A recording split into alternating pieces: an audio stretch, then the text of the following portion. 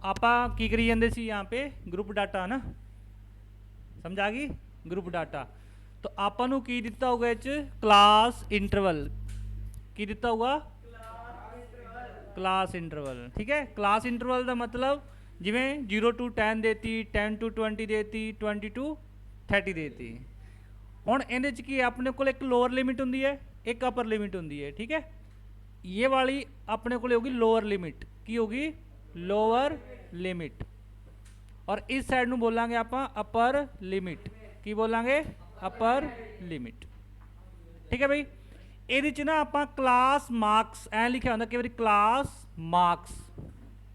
जिन्हों आप एक्स ना डिनोट करते हैं कि डिनोट करते हैं एक्स ना ਜਿਹੜਾ ਆਪਣੇ ਕੋਲ x ਨਿਕਲਦਾ ਹੈ ਇਹ ਨਿਕਲਦਾ ਹੈ ਲੋਅਰ ਲਿਮਿਟ ਚ ਅਪਰ ਲਿਮਿਟ ਪਲੱਸ ਕਰਨਾ ਹੈ ਔਰ ਉਹਨੂੰ 2 ਨਾਲ ਡਿਵਾਈਡ ਕਰਨਾ ਹੈ ਕਲੀਅਰ ਬੇਟਾ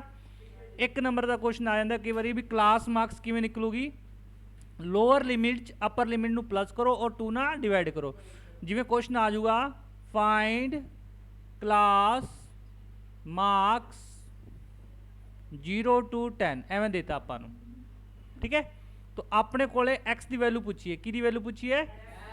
आप करेंगे 0 च 10 प्लस करांगे ओदा हाफ करांगे यानी कि आ जाऊगा 10 और 10 का हाफ कि होगा 5 ये अपने को एक्स की वैल्यू आ जाएगी ठीक है बेटा हुण आपां नूं की करना क्वेश्चन जिहड़ा सीगा अपने को आ वाला क्वेश्चन सीगा क्वेश्चन नंबर 14 ये आपां नूं मीडियन कढना है की कढना है मीडियन थोनू मीडियन का फॉर्मूला पता होना चाहिए की पता होना चाहिए मीडियन का फॉर्मूला जिहड़ा मीडियन का जिहड़ा फॉर्मूला होगा अपने को सब तो पहला देखो ये फॉर्मूला किदों लगूगा जो आपां नूं ग्रुप डाटा दिता होगा की दिता होगा ग्रुप्ड डाटा ग्रुप डाटा दिता होगा अपने को जिहड़ा फॉर्मूला होगा मीडियन का हेलो वो होगा अपने को L plus n/2 minus CF upon F multi H ये फॉर्मूला आप यूज करांगे जो आपां नूं दिता होवे ग्रुप डाटा ठीक है भाई हुण देखो क्वेश्चन च आपां नूं गिवन हैगा की कुछ गिवन है देखो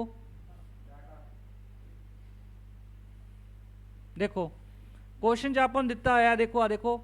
क्लास इंटरवल दी हुई है ठीक है तो आप सब तो पहला क्लास इंटरवल लिखांगे CI 42 44 44 to 48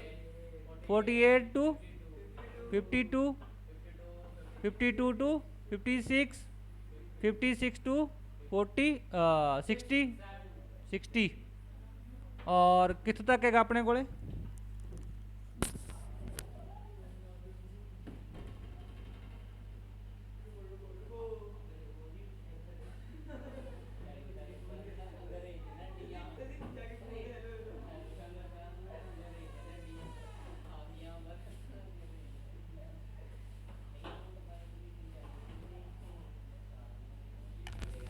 ठीक है भाई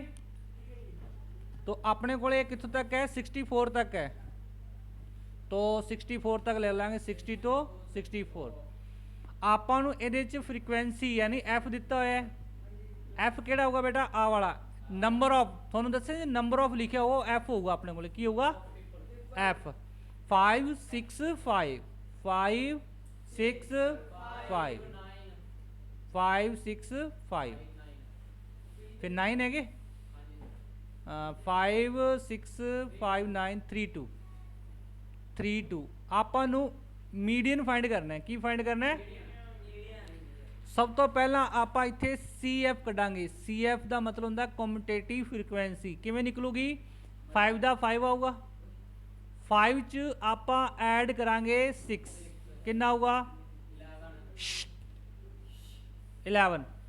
हुण इस 11 च आपां प्लस करांगे 5 कितना होगा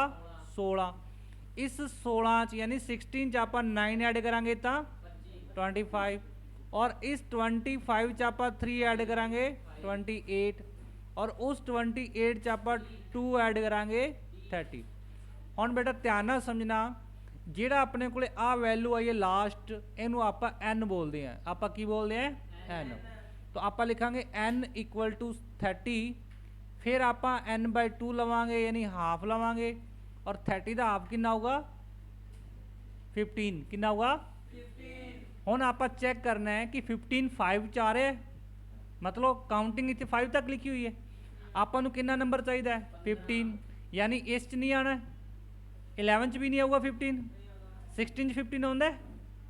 एक तो लेके 16 तक काउंटिंग है, 15 आऊगा बेटा। जिस च आऊगा उस च आपां की करांगे, ओनू अंडरलाइन करा लांगे। देखो 16 च आ रहा है तो इस नूं तुसीं अंडरलाइन कर लो। उस तो बाद देखो ध्यान नाल समझना, इहदे च अपने कोले ये वाली वैल्यू तो एफ होगी, ये वाली वैल्यू एल होगी, जस्ट ऊपर जी वैल्यू होगी वो सी एफ होगी। सारा कुछ लिख लांगे आपां, एल की वैल्यू 48, एफ की वैल्यू 5, सी एफ की वैल्यू 11। बेटा एच की हुंदा है, थोनू दस्सिया सी मैं अपर लिमिट तो लोअर लिमिट दसी सी,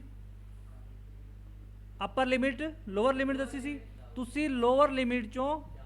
अपर लिमिट माइनस करो, यानी कोई भी नंबर लैके देख लो तुसी, 44 चो 40 माइनस करो, 44 चो 40 माइनस करो, कितना होगा 4। ठीक है बेटा, यानी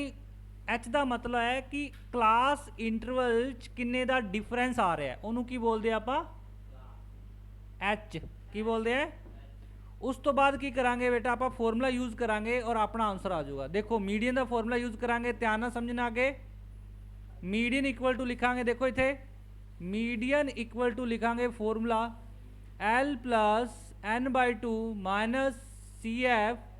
upon F multi H. L की वैल्यू कितनी अपने को 48, एन बाई टू कितना कटे 15, सी एफ की वैल्यू कितनी है 11, एफ की वैल्यू कितनी कड्डी है 5, एच कितना आ रहा सी 4। सब तो पहला आपां नूं ब्रैकेट सॉल्व करने, सब तो पहला हेलो फोन क्लोज ऊपर देख, तो पहला ब्रैकेट नूं सॉल्व करांगे। 15 चो 11 माइनस कीते किन्ने बचणगे 4, और पहुंच कितना है 5,